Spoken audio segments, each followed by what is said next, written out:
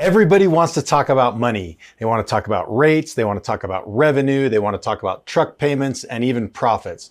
But there's one thing that the companies that last the longest have in common, and that's they've got a good safety culture. Because the trucking companies that don't have safety culture, they lose customers, they lose insurance, they lose drivers, they get put out of service by the DOT, and sometimes they even lose their business. Today we're talking about what it means and what it looks like to build a safety culture, and why a safety culture is not the enemy of profitability, it's what protects it.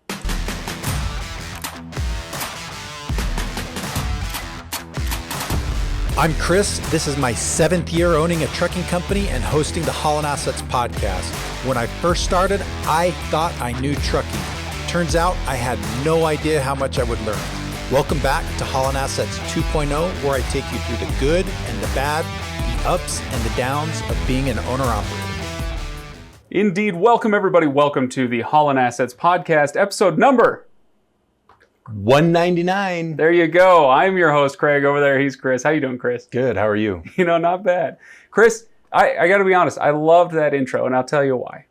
There was a little line that you had in there at the very beginning where you said, everybody likes to talk about money. And you said it with a little eye roll, as though you don't literally count the cents on your dollars. I'm guilty as charged. Anyway, all right. So we are talking about motor carrier safety in today's episode. Before we get there, of course, HaulinAssetsLLC.com for show notes, especially around the financials and all of that. If you are a longtime listener, you've heard me talk about that often, so I'll skip it today. MotorCarrierHQ.com for the tools, tips, and people you need to make that leap from employee driver to owner-operator. I know you want to. I know it because you're listening to this show. So make sure you go there. And also, like and subscribe, rate on iTunes or whatever it's called these days, Apple Podcasts and Spotify and YouTube and all of that.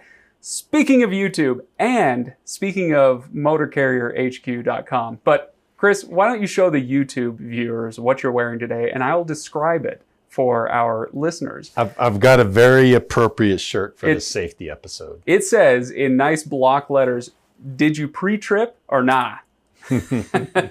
So, Chris, is that a custom one-of-a-kind shirt? It is. Ariel got it for me nice. as a present. Okay. I'm saving that. It wasn't too long ago that she got it for me, but I knew this episode was coming up. I'm saving this shirt for this episode. I'll tell you what, if we get 10 people who, send an email or, comment on a Facebook post or whatever, if we get 10 people that say, I want that shirt, then I will pressure Chris to get a bunch of shirts made, and we can sell them at MotorCarrierHQ.com. That's a good one. But there are other merch items for sale there. So MotorCarrierHQ.com. You can get your Haulin Assets gear.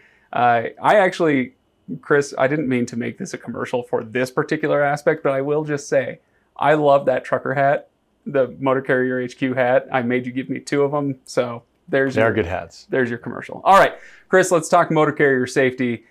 This is, as you say, an issue, a topic that is like some of the topics that we cover, not as sexy, right? We're underappreciated. There you go. It's underappreciated. It may not be as exciting as, spreadsheets or whatever gets you out of bed in the morning. Nothing is as exciting as spreadsheets. But my point is, this is, as you were kind of alluding to in your open, and similar to what we were talking about last week, this is one of those things that is, on the surface, it looks like something that is a nuisance. It's a time suck. It's a waste of money. I know how to drive my truck. I don't need all these regulations and blah, blah, blah, blah. So when you look at it on the surface, it's a topic that you wish we could just skip. But when you scratch the surface a little bit, which is what we're going to do today, the point, as you were getting to in your opener, is this isn't a distraction. It's not the enemy of your profitability, as you said. This is something that is going to help you grow and thrive, stay consistent, all of those things. And so I'd say, is it as exciting as talking about Chris's diet on the road like we did 6 years ago? Maybe not. I don't know. That was a pretty fun episode. But this is vital stuff, right? It's critical. And really the whole point of this episode today is, like, if you've ever heard of drivers say, the safety guy has never driven a truck, Right. or if you've ever said the safety department is trying to ruin my day, I'm hoping this episode is going to change your mind just a little bit and help you understand a little bit of why this is so important. Yeah. Okay. So this safety culture, it touches on a lot of different aspects of trucking. It's not just about wheels on the road. I mean, obviously that's the big part of it, but this is going to affect your relationship with your insurers, obviously with the regulators. What else does it touch on? Customers, like you said, insurance is a huge one. And it really even affects your profits. And so we're going to, throughout this episode, kind of show how that safety culture and making sure you have a safe operation really affects all those other things in a lot of different ways. Okay. So, all right, let's get into it and level set a little bit. What is safety? What is a safety culture? All of that. I assume we're not, okay, wear your seatbelts, everybody. Step one. All right, check. Now, what does safety in this context actually mean? What are we talking about here? You're driving an 80,000 pound piece of equipment down the road at, when you're on the freeway, super fast speeds, and one wrong move or one bad thing happening can have catastrophic impact on people and their lives. And so, that's really the big why of safety is important. And it's more than just seatbelts. It's more than speed limits. It's more than logbooks. Those are kind of the main things that people think about. But it's also, about equipment and driver behavior, maintenance, fatigue, compliance, and having all the right documentation. All those things are part of that good safety culture. And we're going to dive in a little bit more detail on all those items. So I've heard it said, and I would be curious to get your take on this, the line that most accidents happen before the accident. Right? It sounds like a little Saturday morning cartoon, but it's got to be true in some sense, right? Look, stuff happens out on the road. Weird things out of your control are going to happen. But I imagine what that line is getting at, that people may have heard, throughout their careers on the road. What that line is getting at is like, what you can control, that lug nut that was too loose, or the light that wasn't working, or the thing that or could have been brakes that are beyond worn out. Stuff that you should have known about before you ever hit the road. Yeah. When a commercial truck driver gets in an accident that is their fault, there are some situations where it's something that is completely out of your control, but 90% of the time, it's something that is in your control. And so, that's what we're really trying to impact, is that vast majority of the time when there is something you could have done different to prevent that accident. And that's really what that safety culture is about. And, it's also, Chris, what your t-shirt is all about. Right? Did you pre-trip or not? Yeah. And pre-trip is a big piece of that. And that's something that you control, how well you do it. And we'll talk a little bit about that further on in the episode. And just to get, well, you know what? No, I'll save my analogy. Okay. We'll talk more about pre-tripping later, which honestly, never mind. It sounds like something else, but all right. So Chris, let's get into the CSA basics. Why don't you give us quick, again, level setting. What's the CSA? What are we getting into? CSA just stands for Compliance, Safety, and Accountability. And it's basically the score that the DOT gives you and your trucking company in relationship to other trucking companies that are roughly your same size. Mm-hmm. And they have different ways of knowing that and tracking that. And there's 7 categories that you get scored on. And most of the scores get fed into their system. The vast majority is because of like roadside inspections, things like that. Interactions with law enforcement, and then interactions with auditors is the third one. But the vast majority of inputs that go into that are from things that happen on the road through inspections and law enforcement interactions. And so you can kind of control them. And the big thing is that I want people to understand, and we've talked about this before, but if you get inspected and a violation is found, your score increases. And as your score increases, you get a bigger chance. The DOT says maybe you get one bad inspection and it kind of ticks up your score a little bit. You get a second bad inspection and it ticks your score up even more. And now the FMCSA is like, oh, hey, something's going on with this company. We need to maybe look into them a little bit more. So they've got a system that they use that determines who's getting pulled in for inspections. Everybody gets pulled in for inspections. But if you've gotten enough bad inspections and your score's gotten high enough, you get put on the naughty list and you're going to get inspected even more. And if you're not fixing your stuff, that's just going to make the problem even worse because you're going to get more and more bad inspections. That's going to go higher and higher. The microscope that you're under with the FMCSA is just going to get bigger and bigger. And so an ounce of prevention is worth a pound of cure. Like, you've got to be on top of this stuff. That's why a safety culture is so important. I got a question, actually, a nuts and bolts question on this. With the FMCSA and their inspectors and auditors, do you build a relationship with individual auditors or inspectors? Or is it kind of a, hey, we've got several people that cover this area and you don't know who you're going to be talking to next time they come around?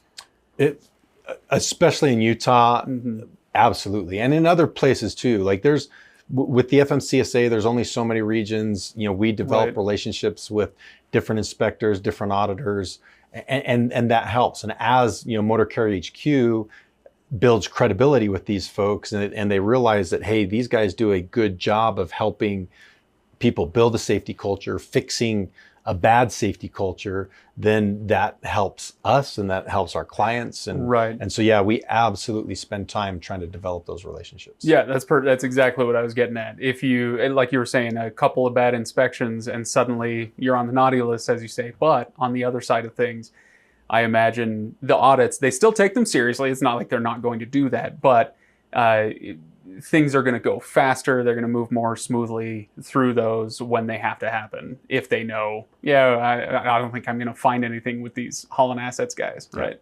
Yeah. Okay, perfect. So, all right, let's break down the 7 areas of the 7 areas that they look into, right? Yeah, the 7 categories. And we'll just kind of go through them really quickly. We're going to do a surface level what these are, just so you have a basic understanding. We're not going to dive into them deeper.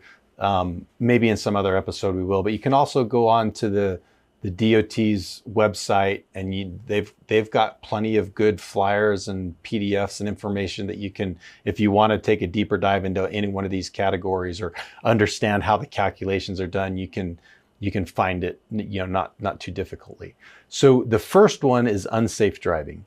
And this is really just those things that are like moving violations, speeding, improper lane change, following too closely. All of those moving violations, for the most part, fall into that unsafe driving category. Okay. All right. So we got unsafe driving. Next up, hours of service. Hours of service, that's your logbook violations. Are you driving past your 8 hours without taking a 30-minute break? Are you driving past your 11 hours drive time? Or are you exceeding your 14-hour on-duty time? All of those are going to fall under that category. Are you filling out your logbook correctly? Did you forget to sign it? Did you not put your trailer number on or your shipping document numbers on? Those aren't big violations, but a lot of little violations are going to add up. Right. Okay. So it's not just what you said, it's how you said it, right? It's not just what you did, it's how you did it. Make sure you cross your T's and dot your I's. All right. Absolutely. So next up would be driver fitness. And this one's not quite as self-explanatory. Driver fitness is, are you qualified to drive a commercial motor vehicle? So the big 2 things here are, 1, do you have a CDL if you need it? And is your CDL valid, not suspended? And that happens way more often than you would think. And the biggest reason is because of the next driver fitness thing, your medical card. You've got to have a valid medical card, and whether you have to have a physical exam every year or every other year, you've got to be doing that and making sure that's submitted into the system. And what happens a lot of the times is somebody lets that medical card lapse, their driver's license automatically gets suspended. Okay. And that's bad, right? That's bad. Okay. All right. Well, Chris, number 4 pertains very closely to your shirt. The do you pre-trip or not? And that is controlled substances. If you're on controlled substances, you're probably not pre-tripping, right? Or you are tripping. You're not pre-tripping, you're actually tripping. Yeah. Yeah, exactly. Okay, and this one's pretty self-explanatory. Well, I shouldn't say that. We did a whole freaking episode on this. So if you want to know what that means, look at episode 198. That's where we talked about controlled substance. It's drug use. Are you following all the the drug use rules? So the only time you have a roadside intervention with this is if somebody catches you, you're having a real bad day, right? If somebody catches you on drugs or on alcohol and it's affecting your ability to operate that vehicle. Typically, most of the violations you see from this are because you're not enrolled in the clearinghouse, or you're not doing your pre-employment drug tests like you're supposed to, or you're not in a random drug testing pool. All those are typically found on an audit, like your new entrant audit. If you don't have those things set up, it can cause you problems. Okay. Yep. Again, episode 198. So it's was it one of our longer episodes, or we went pretty fast? It was a pretty good. I can't remember. Anyway, we went in depth on that. That was 2 weeks ago. You expect me to remember that? Exactly. I'm not exactly a steel trap over here, Chris. How long did it take me to figure out all this trucking terminology? Now ask me what FMCSA stands for. I don't want to talk about it. All right, Chris. Number 5 is vehicle maintenance. I think I could get FMCSA, but let's move on to vehicle maintenance, area number 5. All right. So vehicle maintenance is just. Again, this is where roadside inspections come in. Are the tires in good condition? Are your brakes within the required specifications? Are they actually working? Do all your lights function like they're supposed to? Including running lights, people. Including the running lights. Your Christmas tree, if you got a Christmas tree worth of lights, make sure all those lights are working like they're supposed to. So it's just those simple things. And that's where the pre-trip really comes in. That's where you catch those things, and hopefully you're working for a company that addresses them quickly so that they don't cause a problem. And one thing that a lot of people don't realize, say you have a light that went out, one of your running lights went out, but it happened yesterday, you annotated it on your pre-trip inspection list. Usually a inspector is not going to give you a violation for that if they know it's been noticed, it's not an out of service violation. And they're going to assume that next time you're back, it's going to get fixed. Right. Now, if that was noted a month ago and it's still not fixed, that's a different story. But if it's something that you recently put on, you recently annotated, usually they're going to give that a pass. Okay. All right. Well, that's good to know. Speaking of giving things a pass, Chris, I'm so excited because almost nobody has to worry about hazardous materials. I don't haul hazmat, so who cares, right? Number 6 is hazmat. Yeah, and that, there's a lot of truth to that. If you're not hauling hazmat, it's not something you need to worry about. But if you are hauling hazmat, hazardous materials, anything that's classified as a hazardous material, you've got to have the proper documentation. And that even means, if you're hauling, typically if you're an auto hauler, all those vehicles have gasoline in their tanks. That's actually considered hazmat, and something that you have to be cognizant of. There's not a whole lot you have to do with that one, but there is. And so do you need hazmat certification? Do you have it? Do you have that endorsement? All those things are part of that hazmat basic score. Yeah, and that's why I was being half facetious there, because in reality, if you're not hauling hazmat, you don't have to worry about it. But you better know if you are or aren't. If there's something on the line there, then make sure you double check. All right, crash indicator. So crash indicator, that's an interesting one. This is very specific. And I don't know why it's necessarily, I think how they've termed it crash indicator, I don't love it. I mean, it really boils down to how many accidents have your vehicles been involved in. And now keep in mind, there's a couple things here. In order for it to hit this list, it can hit the list whether you're at fault or not. And there's things you can do if you're not at fault with it. But it has to be a qualifying accident. So I've used this saying before, hearse, nurse, or tow. If somebody died, if somebody got injured, or a vehicle had to be towed, any vehicle involved, it's a qualifying accident, and it's gonna get on here. The other thing that a lot of people don't know, and this actually counts for all of these basic categories.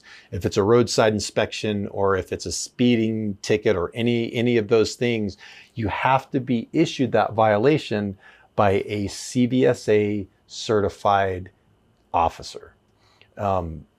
Commercial Vehicle Safety Alliance. They have to certify that officer. If that officer is CVSA certified, they mark you with one of those violations, or if they're the ones doing the crash report, it's going to get into this basic system. You're going to get a score for it.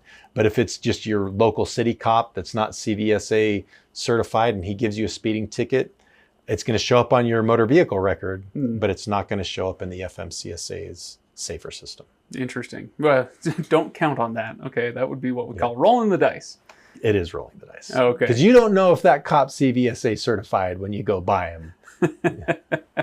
All right. So, Chris, there's an analogy I know you wanted to bring up, but all I see is, what is it, CDA equals cholesterol, right? Or is it CSA? Sorry, CSA is cholesterol. It's like your cholesterol, yeah. Cholesterol is typically something you don't know it's a problem until somebody tells you about it. And your CVSA score and your inspection score is very similar. You don't know it's a problem typically until your insurance company lets you know, because most trucking companies don't log into the CVSA system on a regular basis to check that. You should be at least once a month logging into that system. The system usually only gets updated once a month, sometimes even once every 6 weeks. So it's not like you need to be in it every single day. Violations and inspections you can see on almost real time, not quite real time, but almost real time. So it doesn't hurt to log in more often, but at a minimum, you should be logging in once a month, checking your scores, just making sure nothing's changed, making sure there aren't some violations that you're not aware of, and getting taken care of that. So, a lot of people, because they're not doing that, just like cholesterol, they don't know it's a problem until their insurance company tells them, or a shipper tells them. Shippers will reject you if you've got bad safety scores, and they will check. They will check. They will know. They check every time. There was recently some court litigation that is putting more of the burden of safety on shippers and brokers. Like, shippers and brokers can now be held liable for hiring a carrier who was a known unsafe carrier, and it can affect them. So they're being much more stringent about who they will give loads to. And so, you've got to, that's another reason that you want to make sure you're tracking this, and you're being careful, and you're cognizant of your safety scores, so that you don't become one of those carriers that starts getting rejected by shippers and brokers. Yep. Okay, perfect. Well, moving right along, Chris, quick story for you. When I was a kid, and I want to preface this by saying we were fine, we were comfortable, but we were not exactly a rich family. But you know what we did have that made us feel rich? A little plane parked at the local airport. Wow. Yeah, my grandpa is a wealthy farmer, and he paid for half of a plane so that my dad could ferry him around. He had his pilot's license.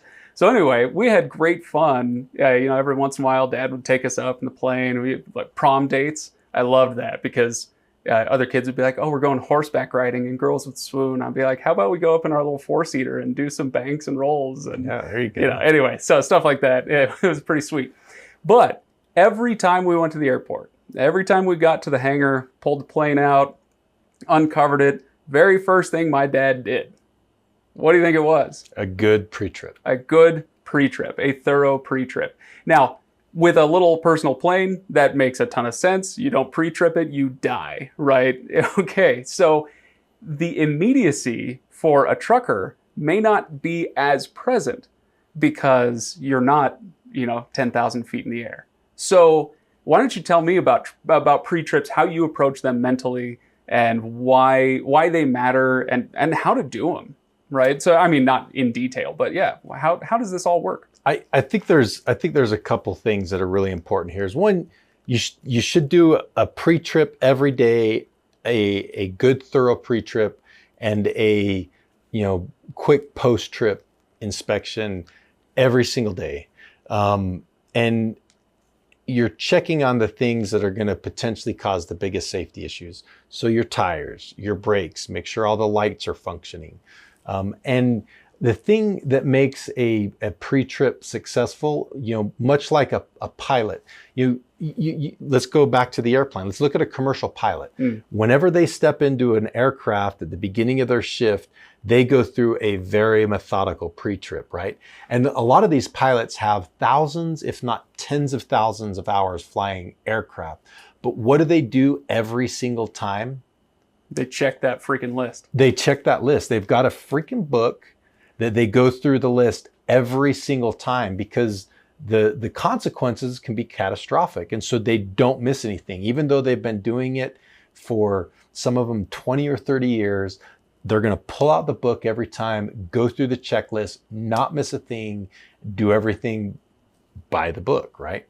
And you should treat your pre-trips the same way. You should do the same thing. You don't necessarily have to have a book out with you every time you do it as a truck driver, but you should go through the exact same steps in the exact same order every single time, the same way, so that you don't deviate. You're doing the same thing, and that's what helps you be consistent and do a thorough job on your pre-trips. Okay, yeah, these routines are vital.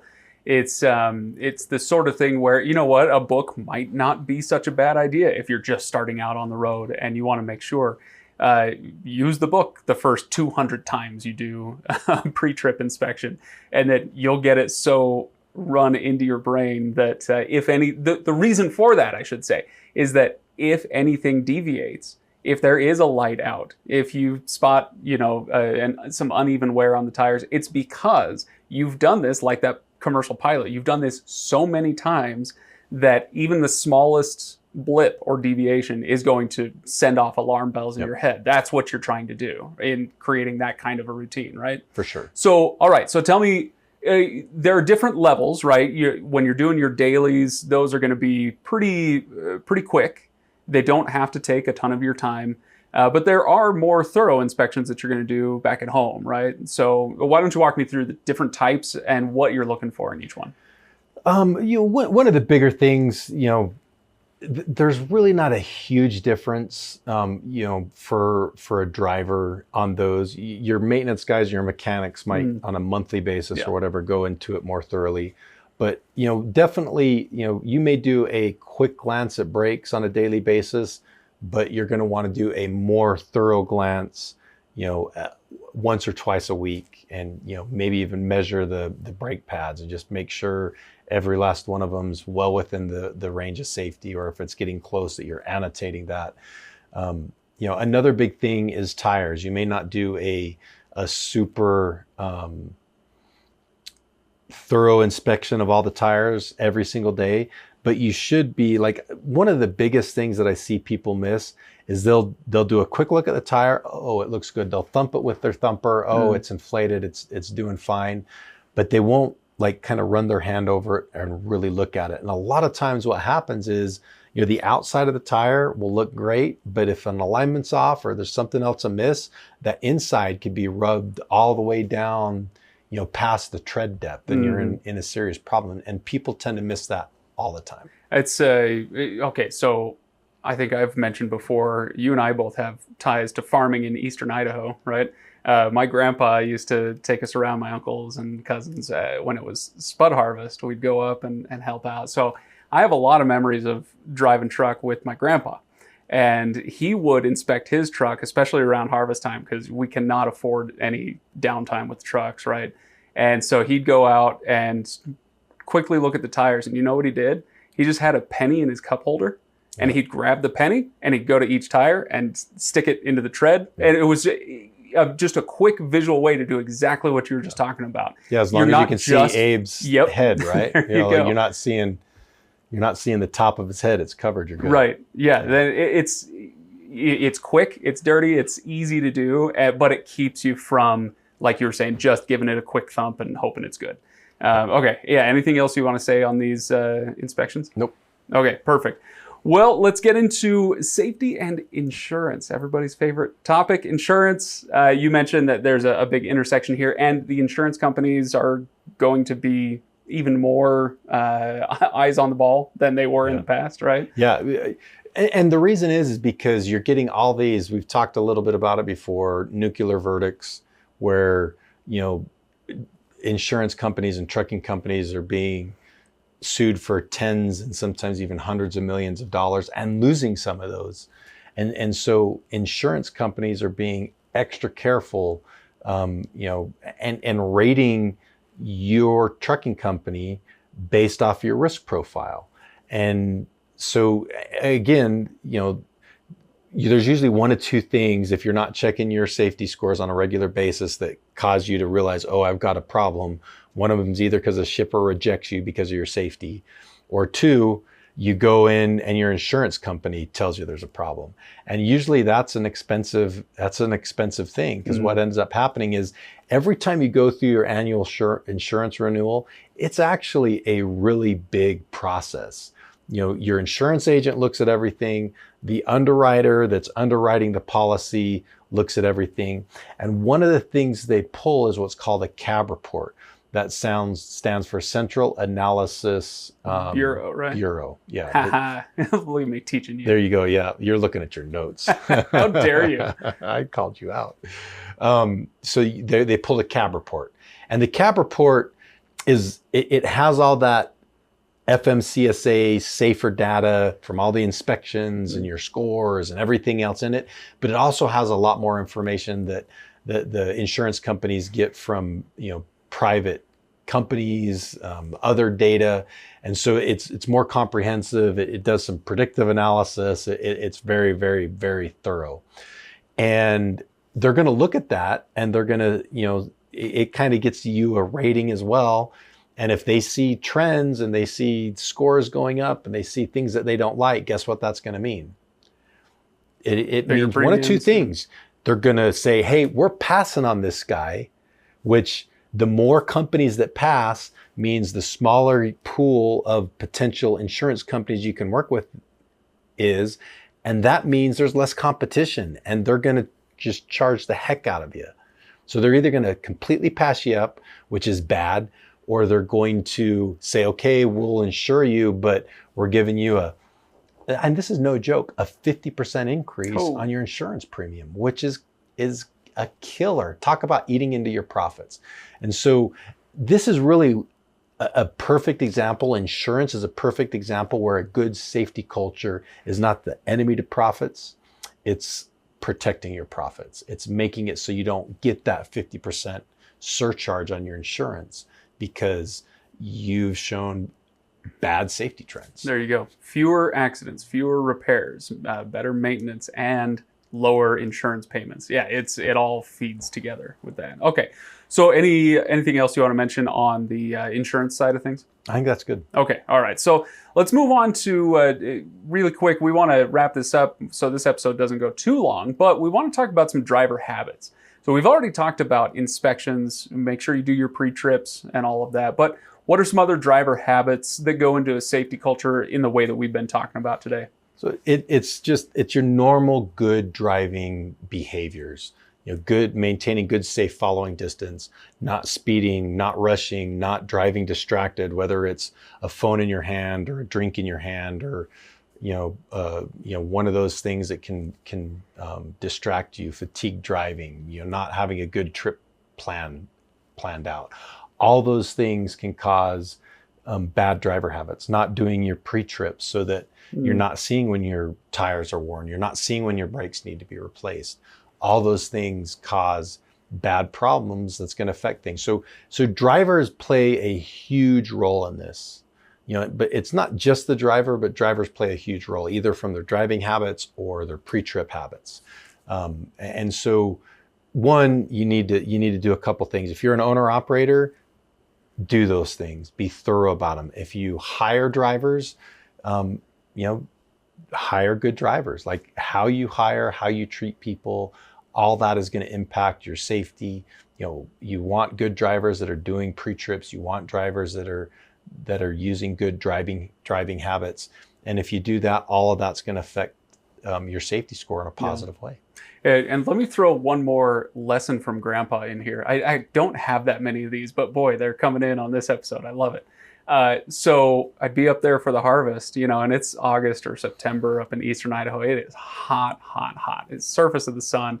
And yet, when we would climb into the truck or one of the tractors or combines or something with these really nice climate-controlled cabs, and you just want to shut the window, crank up the music, and do your thing during the harvest.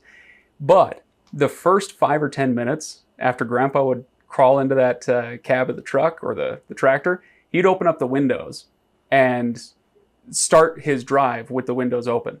It wasn't clear out the cab. stale air. It was because he was listening. Yeah. Right? And this would be a really good idea from where I'm sitting as far as a driver habit. Get to know the sound of your truck. You'd be surprised if you listen to it day in and day out. Give it 5 or 10 minutes. Open up those windows. Listen to what the truck sounds like as you're going through town or out on the freeway. And then you'll hear when something is weird. Yep. Right?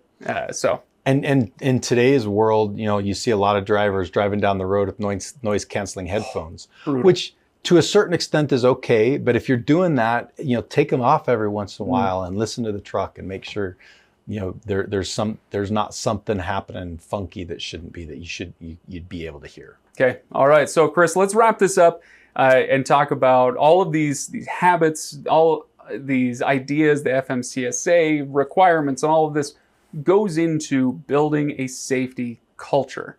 And so what does that actually mean to you as you think about building a safety culture as an owner-operator, as a fleet manager, what have you? What does this all mean? So first thing I want to talk about is owner-operators. If you're an owner-operator, you've got to be honest with yourself about how you operate. Ask yourself, if I were a trucking company, would I hire me? If I were a insurance carrier, would I insure me? Would I put my family in a vehicle next to my truck driving down the road? Ooh, and that's a brutal one. It is a brutal one, but you've got to be honest with yourself. You've got to be honest about that safety aspect of things. You be a good driver, be a good operator. Okay. So that's the first thing I want to talk about. Now I want to go through, I've been thinking a little bit about this, and I want to talk about the 3 things that I think Haulin Assets does that have the biggest impact. So the top 3 things that I think Haulin Assets does that has the biggest impact on our safety culture. Okay, well, what are those? So the first one is along the mantra of an ounce of prevention is worth a pound of cure. Whenever we hire a new driver, we do a thorough new hire vetting. The biggest piece of that way too many carriers still don't do is pulling the pre-employment screening program report from the FMCSA. It's really cheap. It's going to show any of the basic scores, any violations that driver has had in the last 2 years. And you'd be surprised how often one driver can ruin your whole company's safety scores. And so if you're not doing that, those drivers that tend to have repetitive problems are jumping from one job to another, to another, to another. And they're causing havoc across all these carriers that they're only with for 3 months or 6 months, but rack up a crap ton of violations in that time.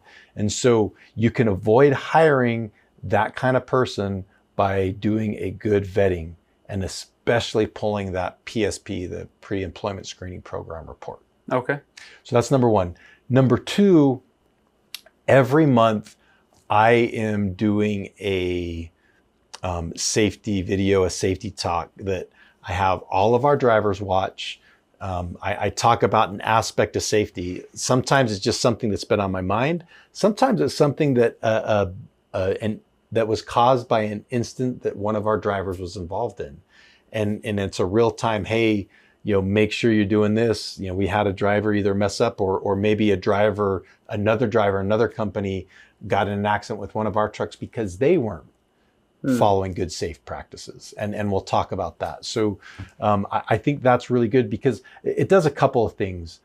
One, it helps all of us learn new things. Like almost every time that I send one of those videos out, 1 or 2 of my drivers is going to pick up on something in that video that they were not aware of.